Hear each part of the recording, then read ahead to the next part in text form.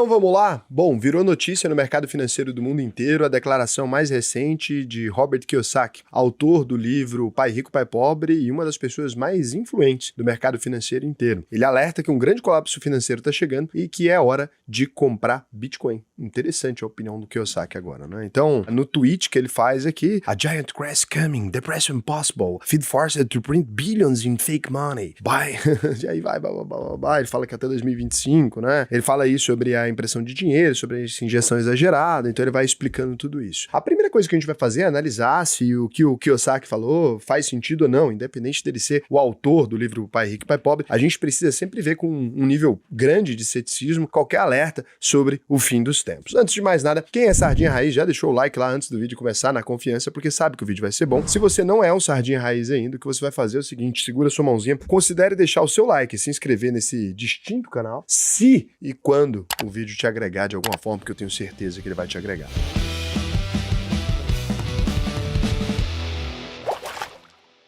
Bom, a primeira coisa é que a gente consegue ver, né, uma informação muito interessante aqui. Então, antes da gente observar o que diz o Kiyosaki, é importante a gente prestar atenção em quantas previsões o Kiyosaki já fez antes dessa, né? E é isso uma coisa que eu vou mostrar para vocês agora. Eu tinha até conversado sobre esse tema com os alunos da UVP na segunda-feira, mas eu vou mostrar uma coisa para vocês aqui agora. Kiyosaki prevê, a gente vai escrever isso no Google, Kiyosaki, né? Prevê. Isso só em português. Em qualquer data, a gente vai colocar um intervalo personalizado e a gente vai definir até. Então, antes dessas previsões, vamos definir até o ano de 2021. Vamos lá. Vamos ver se ele já tinha previsto outras coisas. O Kiyosaki prevê que Bitcoin aumentará 100% até o fim de 2022. Será que aconteceu? Vamos ver agora os últimos 5 anos. Então, no final ali de 2021, né, ele tinha uma previsão...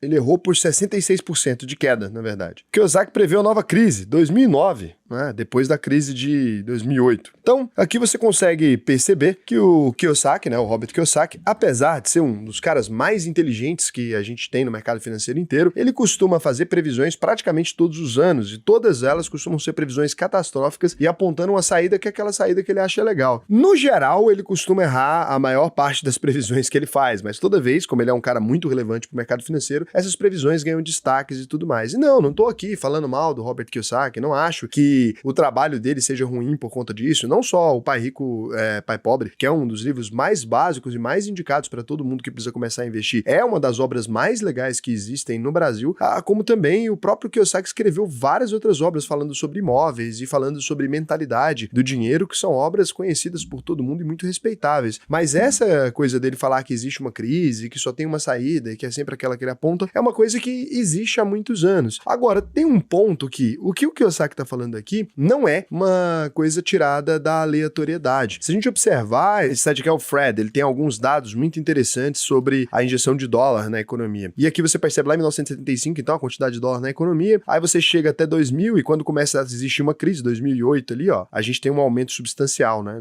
do dinheiro na economia. Então aqui é 2008, a partir daqui começa a ter um aumento substancial. Aqui, para quem não sabe, foi a crise do subprime, até recomendo você assistir A Grande Aposta, se você não assistiu, filme muito interessante, bota a capazinha aqui, porque ele conta um pouquinho essa história, de forma lúdica, é claro, mas é um bom jeito. É muito bom. É bom o filme. E é um bom jeito de você acompanhar ali, né, o que aconteceu, porque tem exemplos bem didáticos, você vai conseguir entender. Tem uns exemplos bons. Agora, romantizado, completamente romantizado, mas tem uns exemplos bons aqui para você entender o que gerou essa crise, que é a crise imobiliária dos Estados Unidos, que afetou o mundo inteiro, e já te explico porque com a crise nos Estados Unidos afeta o mundo inteiro. Então aqui a gente percebe que existe uma injeção até os anos de 2020 é que a coisa sai um pouco de controle, e é sobre isso que o Kiyosaki ali, ele tá tentando falar. Olha a quantidade de dinheiro que existia na economia até 2020 e olha a quantidade de dinheiro que foi existindo em junho de 2020, né? Depois disso, 2021 e agora, em 2023, um pouquinho de remoção, mas olha só. Então a gente nunca tinha tido uma injeção de dinheiro tão rápida na economia como é que foi feita agora. Foi injetado mais dinheiro no ano de 2020 ali na economia do que em toda a história do dólar, né? Em todos os anos que o dólar existe. Isso aqui cria, com toda a certeza, vários efeitos práticos. Isso aqui pode sim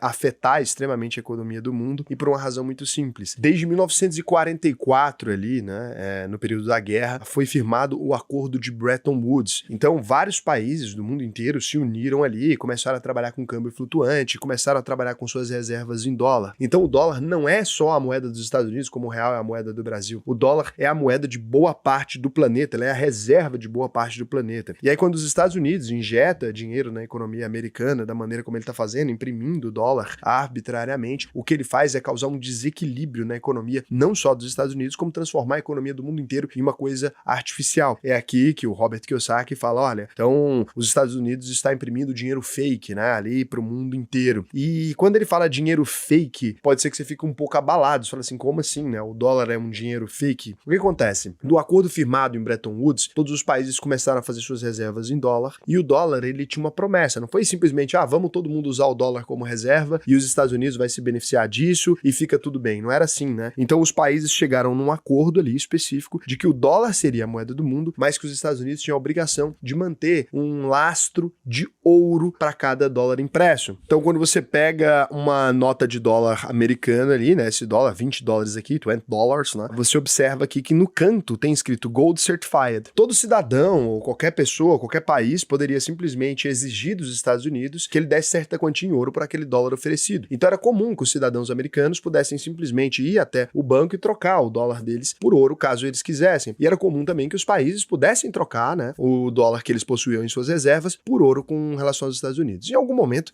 começou-se a suspeitar de que os Estados Unidos, na verdade, não tivessem aquela reserva de ouro que eles estavam prometendo para o mundo inteiro que tinham. E se os Estados Unidos não tinham aquela reserva de ouro que eles estavam prometendo para as pessoas que eles tinham, portanto, aquele dinheiro era simplesmente papel. E quando você para pensar no que um dinheiro que é só papel, ele pode significar para a economia, tem uma coisa muito específica. Então você entra dentro de um supermercado ali, você pega leite, ovos, sei lá o que, tarará, você dá um papel para aquela caixa de supermercado e antigamente, como é que era a economia do mundo? Aquela pessoa que está recebendo, o comerciante, ele sabia que aquilo valia uma quantidade de ouro. E o ouro é aceito pelo ser humano desde 3.200 anos antes de Cristo, lá na necrópole de Varna, se você for pesquisar depois, você vai encontrar cadáveres que já eram enterrados com ouro, né? Civilizações diferentes que nunca se tocaram, daram valor pro ouro. Então, aqui do nosso lado, na América do Sul e lá na Europa, todo ser humano sempre teve um apreço pelo ouro, sempre teve um determinado fascínio. Além do ouro ter todas as características de uma reserva de valor, né? Pode ser cortado em várias vezes e oferecido ali. Ele é aceito no mundo inteiro, todo lugar tem gente que compra ouro e valoriza o ouro de alguma maneira. Então ele tinha diversas características de um metal precioso, raro, difícil acesso na humanidade, que fez com que ele fosse adotado, né? Como uma moeda lá no início dos tempos, assim como a prata também, lá no Império Romano, e o ouro também, em dados momentos, o bronze, etc., os metais preciosos ali, que eles tinham valor para a sociedade.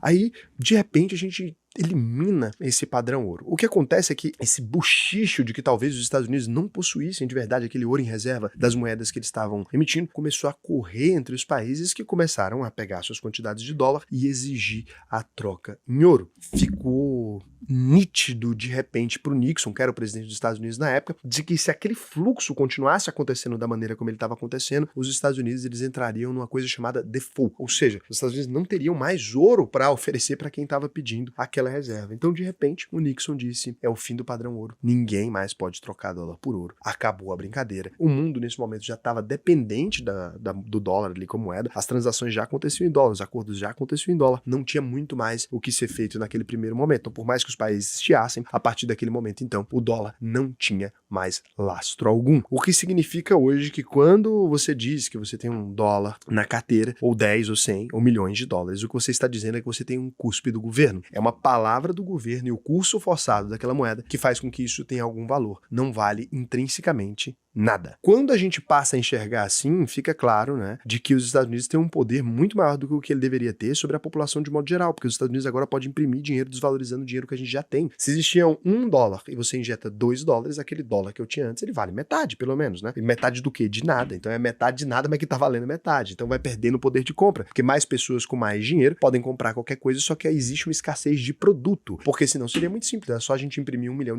para cada brasileiro. Só que o que aconteceria? Se todos os brasileiros tivessem R$1 milhão, não ia ter Ferrari que dá pra esse tanto de gente, que as pessoas iam começar a comprar tudo e acabar a Ferrari. Em algum momento ia custar cada vez mais dinheiro pra ter alguma coisa. Ah, Raul, mas isso nunca aconteceria, o dinheiro perderia o valor, então o dinheiro pode perder completamente o valor? Ah, que agora tem, na história recente, a gente tem a história da Venezuela, mas todo mundo tá cansado de exemplo com a Venezuela, ninguém aguenta mais. Então eu vou te mostrar aqui essas crianças loirinhas, né, brincando aqui com a pilha de dinheiro. Sabe o que é isso? Os marcos alemães, né? Então, em algum momento a Alemanha entrou numa crise tão feia que as crianças usavam blocos inteiros de dinheiro pra brincar, empilhavam blocos de dinheiro. E E isso é o que pode acontecer quando se imprime dinheiro em demasia, né? Quando se injeta dinheiro demais na economia. Pensando nisso, o que o Kiyosaki chegou à conclusão aqui? Cara, então, se estão imprimindo dinheiro loucamente, o que vai acontecer é uma crise sem precedentes. É difícil de imaginar essa crise acontecer, gente? Não. O Kiyosaki tá loucão por fazer essa previsão? Não. Agora, quando ele coloca uma data específica para essa crise acontecer, quando ele fala, até 2025 a gente vai ter um colapso, eu não sei se vai. Várias outras vezes a gente tem visto os Estados Unidos fazer injeções muito grandes de moeda, inclusive até de quantitative easing. Raul, o que é isso? É quando o governo nem tem mais jeito de injetar dinheiro na economia, ele começa a comprar títulos privados mesmo, ele mesmo, para poder gerar, injetar dinheiro. Então a gente já tá no aumento quantitativo, que é em português, depois se você quiser você pode pesquisar um pouco mais sobre esse assunto. A gente já tá no aumento quantitativo já tem muito tempo, então a coisa já está caótica, não de hoje, a coisa tá caótica, não é de hoje, é de sempre, já tá caótica há muito tempo, e isso aqui então é que a gente chega nesse ponto. Quais são as formas de proteger, né, o seu capital desse tipo de coisa? O Robert Kiyosaki aqui falou de uma forma que seria o Bitcoin, né? O Bitcoin não pode ser injetado artificialmente na economia, se eu coloco o meu dinheiro em Bitcoin, é óbvio, mais pessoas acreditam que aquilo é uma alternativa viável, a gente vai começar todo mundo a comprar Bitcoin vai subir de preço, como ele não pode ser criado artificialmente, diferente das moedas fiduciárias, que é como a gente chama real, dólar, peso, libra, blá blá blá, então essa moeda não podendo ser injetada, vai valer a regra de oferta e demanda, a demanda aumentou radicalmente, a oferta tá restrita, o que acontece? Sobe o preço loucamente, velha regra da balança, aquela coisa começa a se materializar. É possível que o Bitcoin suba radicalmente numa crise existencial do dólar? Claro que é possível. Agora, quando o Kiyosaki fala que a única saída do Bitcoin é um delírio. O ouro sempre foi saída para esse tipo de coisa, em toda crise o ouro sobe, o ouro não tem como ser aumentado artificialmente no planeta Terra. A gente tem ali, todo o ouro que foi tirado dá em algumas piscinas olímpicas, gente. Não dá um prédio gigante, o ouro que foi tirado da humanidade inteira. A gente pensa que tem muito ouro, não tem. São pedacinhos, lasquinhas de ouro misturado com prata no dedinho de um monte de noiva do planeta, é basicamente o ouro que a gente tem, fora as rainhas, né, que tem uma coleçãozinha de ouro mais. Até o rubi da rainha Elizabeth era falso, sabia? Era? É falso, aquele rubi nunca foi rubi. Quem entende de pedra sabe do que eu tô falando. Os craqueiros de São Paulo, tudo agora falando, pô. Então, a gente tem toda essa situação. Agora, como que a gente sente a inflação? No preço das coisas, né? Quem dá o preço das coisas? As empresas. As empresas. Então, toda vez que uma empresa vai comprar de um produtor que está um pouco mais alto e de um distribuidor ou qualquer coisa assim, e ela repassa o preço para frente, o que a empresa está fazendo é reajustando o preço dos produtos de acordo com a inflação ali, porque ela sente a inflação primeiro. Dado isso, as empresas, apesar delas ficarem mais vulneráveis durante o período de crise, porque elas vão vender menos, porque a humanidade está com pouco dinheiro, escassez, etc. Se você tem o seu dinheiro em empresas, né? Raul, mas num caso, por exemplo, desse, a bolsa entra em colapso. Se tem excesso de dinheiro na economia, passa a ter excesso de dinheiro na bolsa de valores também. Eu já mostrei o que aconteceu na Argentina aqui na crise. Aumenta mais ou menos pelo tanto da inflação. A bolsa de valores, ela se corrige o preço mais ou menos pelo tanto da inflação na época de crise. Por quê? Porque se todo mundo começa a ter 1 milhão, todo mundo vai lá comprar 1 milhão em ações. Se não fosse assim, a pessoa conseguiria comprar a empresa inteira e virar um acionista majoritário. O cara que tinha 1 milhão, então ele vai ter 150 milhões, ele chega lá e vira dono de uma empresa da bolsa. Não é assim que funciona, né? Então o cara que tinha 100 milhões vira multibilionário, vai lá e compra todas as empresas? Claro que não. Então as empresas tendem a ter o preço corrigido. Quando você tem qualquer produto real, né, independente do que seja, qualquer produto real, em crises inflacionárias, esse produto costuma se valorizar. Participação em negócios, por exemplo, se valoriza. O Brasil enfrentou crises homéricas. Basta você observar o que aconteceu com a gente lá na década de 80, né? Abraço, Sarney. Então, aquilo tudo estava acontecendo lá atrás e a gente sempre teve um aumento. Então, na verdade, não precisa ser Bitcoin, mano. Não, eu não quero Bitcoin, precisa ser Bitcoin. Claro que não. Pode ser ouro, pode ser Bitcoin, pode ser participações em bons negócios, pode ser exposição em empresas de outros países, empresas europeias, pode ser exposição em empresas, inclusive americanas, que vão sim sobreviver à crise, todo o período de crise. Essa ideia do grande colapso do mundo, e que nós vamos agora acender fogueira com madeira, se isso acontecer, o Bitcoin não vai valer nada. Deixa de drama, o Kiyosaki é doido. Isso é um drama do O mundo entrou em colapso, todo o dinheiro do planeta agora virou o caos. O menor problema que você tem, meu lindo, é o dinheiro que você tinha no banco, tá maluco? Uma crise financeira desse precedente, se a gente não passar fome, a gente tem que se dar por satisfeito. E aí, esse nível de loucura, a gente tem que evitar. Então, se exponha em setores perenes, porque numa crise o que vale é aquilo que dá pra comer, é aquilo que dá pra vestir, é a energia que dá pra morar, né? O que pessoal gosta liga muito também de a moda. energia que move o mundo é a que liga o caixa eletrônico, meu amor. Não é nem o que cospe dinheiro, é o que liga o caixa eletrônico. Porque sem ligar, não tem energia, não tem funcionamento. É o lugar que dá pra você morar. Então, participações de fundos imobiliários, etc., ou, né, próprio lote, terreno, tudo isso tem valor real. O Bitcoin, ok, ele é uma moeda, eu acredito pra caramba no Bitcoin como meio de troca. Acho que a humanidade, inclusive, vai perceber em algum momento que já que todo o dinheiro é cuspe, né, é melhor a gente acreditar na palavra um do outro do que na palavra do governo. Adoraria que a gente chegasse nesse nível. Mas a energia que move o mundo não é essa. A gente precisa ter ativos reais, celulose, carne, né, que mais? Macarrão lá na M. Dias Branco, o Doritinho, a cervejinha nossa de cada dia, que na crise ninguém para de beber pinga, é aí que a pinga vende mesmo, vê a pandemia, os números da Ambev. Então tudo isso é maravilhoso. E aí todo dia vem um profeta do apocalipse, aí você fala, Raul, mas você sempre bota a thumb aí que o mundo tá acabando. Meu lindo, pra você competir com quem fala que o mundo tá acabando, só falando que tá acabando também na thumb, porque senão vocês não clicam. O negócio é que é o seguinte, vocês querem alguém falando que o mundo tá acabando. Não vai acabar. O Kiyosaki tá prevendo crise em 2009, o pessoal tá prevendo fim do mundo em 2012, o pessoal preveu a crise bug do milênio em 2000. Nunca acaba. Não acaba, o mundo não tá acabando. E o que vai sempre importar é, no fim do mundo, o menor problema que você tem na vida é o que você tinha na sua bolsa de valores, não sei lá do que, tá? Participações em grandes negócios, em setores perenes, a não ser que você acredite no fim do capitalismo, mas aí se acabar o capitalismo também, o dinheiro que a gente tinha virou outra coisa, não vai fazer diferença nenhuma. Enquanto não acabar o capitalismo, o que dá dinheiro é o controle dos meios de produção. Até os vermelhinhos acreditam nisso. Pode perguntar pra eles. É o controle do meio de produção que eles acham que é importante. Eles querem o controle do meio de produção para o proletariado, papapá. Então é isso. É a energia que move o planeta. Tô errado, mano. Não tá errado, não. Porra, pelo amor de Deus. Ô, Raul, eu fiquei com uma dúvida aqui. Igual você deu o exemplo da Argentina, que sobe bastante o valor das empresas, né? Numa pressão inflacionária. Numa pressão inflacionária. Mas no que é baseado? Porque você deu o exemplo nessa previsão do Kiyosaki. Excesso de dinheiro na economia. Se tem excesso de dinheiro na economia, tem gente com mais dinheiro. O que as pessoas que têm dinheiro e são investidores vão fazer? A moeda do país tá fraca. A bolsa deles é cotada em peso. Certo. Correto? Todo mundo. Por que tá fraca? Porque a inflação tá... Todo mundo tá com grandes quantidades de dinheiro, correto? Uhum. O que os investidores fazem? Começa a comprar as ações. Se começa a comprar as ações, o preço estica. Só vê o vídeo da Argentina, você vai entender. É um gráfico similar. Ele vai chegar juntinho. Então, se você quiser aprender, né, a colocar o dinheiro para trabalhar por você, parar de responsabilizar os outros, parar de responsabilizar a crise, realmente, né, pegar o seu dinheiro e fazer trabalhar por você, comprar participações em grandes negócios de maneira equilibrada e ser imune às crises, porque isso é possível. Tem quem fique pobre nas crises e tem quem fique rico. Minha carteira evoluiu gigantescamente de 2020 para cá. Gigantescamente. 2020 foi crise. Para mim, não foi, né? Pelo menos financeiramente, não. Tive crises pessoais, tive que ficar preso em casa, engordei 20 quilos, mas financeiramente, que pra mim é isso, o dinheiro funcionou. Então, se você quiser aprender a fazer isso mesmo, o que eu vou te indicar é faça a sua análise de perfil, clica aqui em alvp.com.br, é aqui, ó, a AUVP vai treiná-lo para investir no Brasil e no mundo, inclusive para aproveitar regras fiscais de países, isso aí a gente implementou recentemente, Irlanda...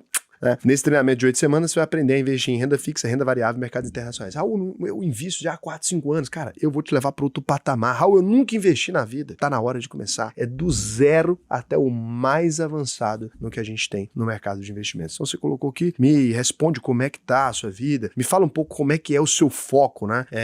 Do que você quer fazer, me conta um pouco dos seus objetivos. Se realmente a gente conseguir te ajudar, pode ter certeza que você vai ser aprovado no processo seletivo. Foi aprovado, eu mesmo vou te ensinar a investir no Brasil e no mundo inteiro, sem histeria, sem dramazinho. Então preenche lá, faz esse processo agora, porque assim, essa turma vai ser espetacular. Inclusive a gente tá com a renovação completa agora de várias ferramentas, várias coisas que a gente lançou, a gente tem nossa própria plataforma de investimento. Cara, a coisa tá incrível, pronto pra te ajudar aqui, tá? E não tem papinho de guru, sei lá o que, não. Não funcionou pra você, eu devolvo 100% do seu dinheiro. Não tem como, não tem acordo melhor. Como é que você sabe que você devolve? Cara, se não fosse isso, eu já estaria queimado na internet. São mais de 10 mil alunos, né? E tu aí sempre. Então, agora a gente vai para um momento que não é o momento de hoje, que é o momento aqui de sempre, que é o momento que eu pego aqui e respondo as perguntas do canal. Então, vamos lá. Porque aqui a gente não deixa ninguém sem resposta, não. Você perguntou aqui no próximo vídeo, quem sabe não seja você a ser respondido. Você me pergunta, eu lhe respondo, eu tomo pinga, cada domingo dançando e curtindo Wanda e não consigo, hein? Será que essa geração mais nova sabe de onde que é essa música? Eu tenho certeza que não.